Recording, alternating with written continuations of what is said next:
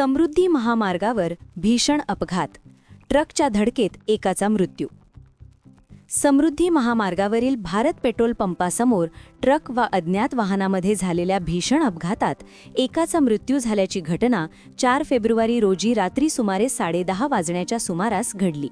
या प्रकरणी ट्रक चालकाविरुद्ध गुन्हा दाखल करण्यात आला असून डोणगाव पोलीस पुढील तपास करत आहेत.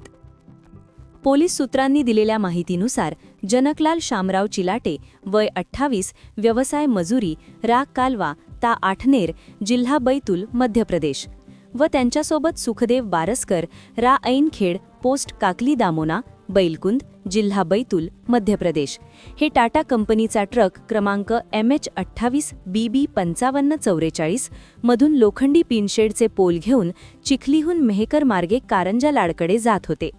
समृद्धी महामार्गावरील नागपूर लेनमध्ये चॅनल क्रमांक 269 जवळ भारत पेट्रोल पंपासमोर ट्रक चालक नारायण रावसाहेब ठेंग, राग खंडाळा, मकरध्वज, ता चिखली, जिल्हा बुलढाणा याने वाहन भरधाव वेगाने व निष्काळजीपणे चालवून समोरील अज्ञात वाहनाला जोरदार धडक दिली.